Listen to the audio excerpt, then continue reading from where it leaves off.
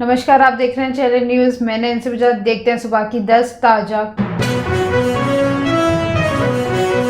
खबरें।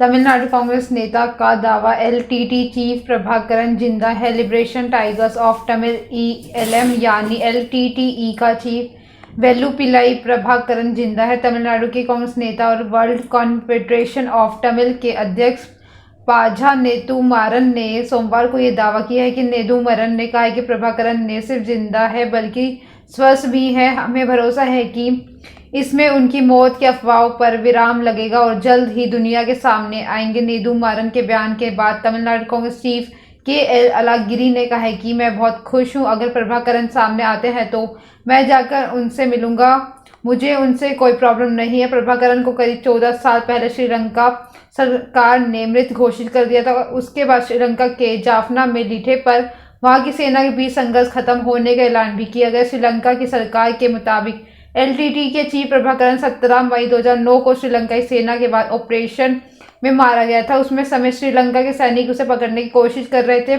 अगले दिन उनका शव मीडिया को दिखाया गया।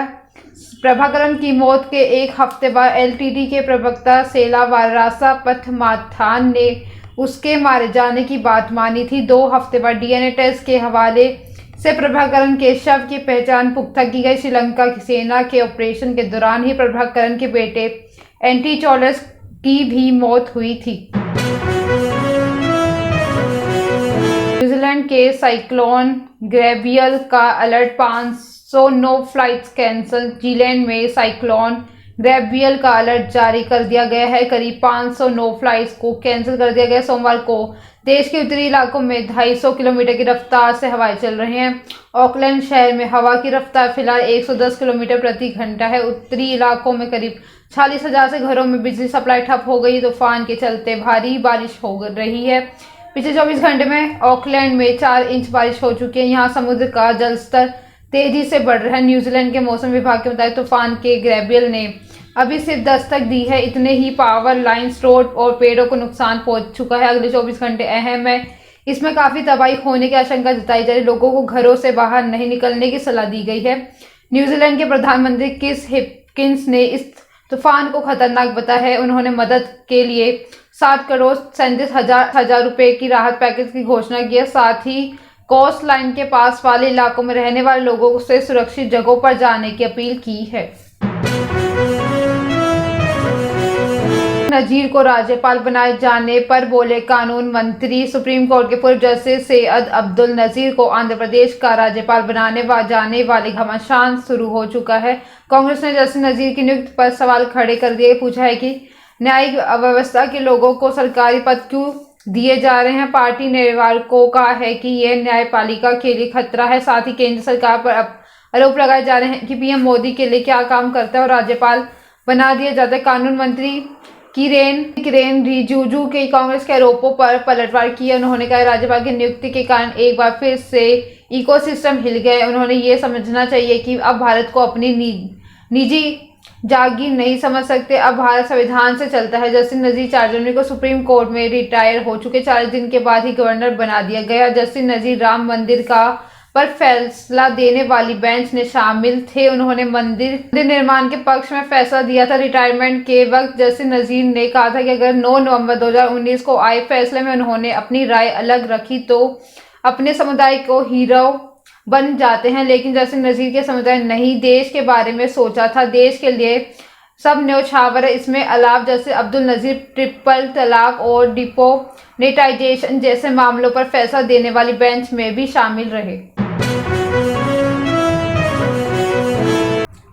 पंजाब पुलिस को मिले अलर्ट के अनुसार पाकिस्तान की खुफिया एजेंसी आईएसआई ने पंजाब से दहशत फैलाने के लिए नई रणनीति तैयार की है। सिख आतंकी संगठनों के सहयोग से टारगेट किलिंग की कोशिश की जा रही है, जिसके बाद पंजाब पुलिस ने जम्मू कश्मीर, हरियाणा और राजस्थान से आने वाले रास्तों पर सतर्कता बढ़ा दी है। बीते दिनों में नेशनल इन्वेस्टिगेशन एजेंसी एनआईए ने हरियाणा पुलिस को भी अलर्ट भेजा, जिसमें जम्मू कश्मीर के आतंकी संगठनों के साथ मिलकर सिख रेडिकल ग्रुप हरियाणा के युवाओं को बहला फुसला रहा है। उनकी मकसद सिर्फ पंजाब में दहशत फैलाना है।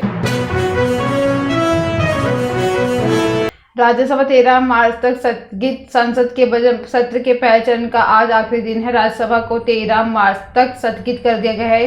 हिंडनबर्ग की रिपोर्ट पर विपक्ष के सांसदों ने जेपीसी की मांग को लेकर हंगामा किया, जिसके बाद उच्च सदन को स्थगित करना पड़ा। बता दें कि अडानी और हिंडनबर्ग की रिपोर्ट को लेकर विपक्ष लगातार जेपीसी की मांग कर रहा है। इधर लोकसभा सचिवालय ने कांग्रेस सांसद राहुल गांधी को नोटिस जारी किया। सचिवालय ने बीजेपी सांसद निशिकांत दुबे और संसदीय कार्य मंत्री प्रहलाद जोशी के विशेषाधिकार हनन की नोटिस पर राहुल गांधी से जवाब मांगा। लोकसभा सचिवालय ने राहुल गांधी से कहा है कि 15 फरवरी तक इस नोटिस को जवाब दाखिल करें। राहुल को लोकसभा से नोटिस पर खगड़े ने प्रतिक्रिया दी। उन्होंने कहा है कि राहुल गांधी ने भी संसद में जो कुछ भी कहा है पहले पब्लिक डोमेन था, जो सभी लोग बोलते लिखते हैं वही बात उन्होंने कही, जिसमें कुछ भी संसदीय नहीं है, जिसमें वो वही उसी हिसाब से नोटिस का जवाब देंगे। राज्यसभा के विपक्षी सांसदों ने उपराष्ट्रपति जगदीप धनखड़ पर सरकार के दबाव में काम करने का आरोप लगाया।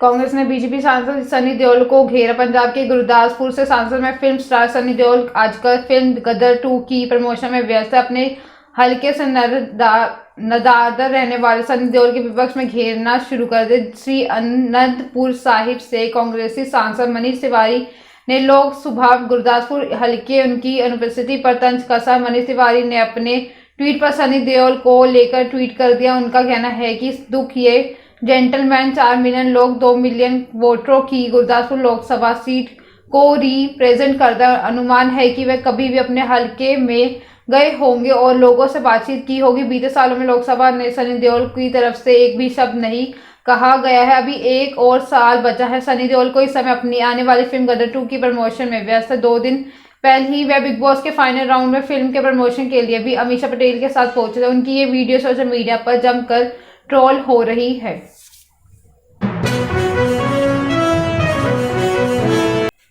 पीएम मोदी ने अडानी को फायदा पहुंचाया। पंजाब आम आदमी पार्टी के हिंडनबर्ग की रिपोर्ट के बाद रविवार को पार्टी मुख्यालय में प्रेस कॉन्फ्रेंस की। आपसे पंजाब के जनरल सेक्रेटरी M1D बोर्ड के चेयरमैन हरचंद सिंह बरसट ने प्रधानमंत्री नरेंद्र मोदी की नीतियों पर सवाल खड़े किए। उन्होंने आरोप लगाया है कि आज़ादी के बाद देश का सबसे बड़ा आर्थिक घोटाला भाजपा की मोदी सरकार से चल रहा है। नेता हरचंद सिंह बरसट ने कहा है कि नरेंद्र मोदी ने सत्ता में आने से पहले बड़े बड़े दावे किए हैं। उन्होंने आरोप लगाया है कि सरकार बनने के बाद मोदी के केवल अडानी और अंबानी की कंपनियों को ही ऊपर उठाया। अडानी साल 2014 में 37,000 करोड़ की संपत्ति के मालिक होने के साथ 609वीं रैंक पर थे, लेकिन साल 2018 में उनकी संपत्ति 39,000 करोड़ हो गई। साल 2020 में वह संपत्ति 2.5 लाख करोड़ की हो गई, जबकि साल 2022 में 13 लाख करोड़ की संपत्ति के मालिक हो गए।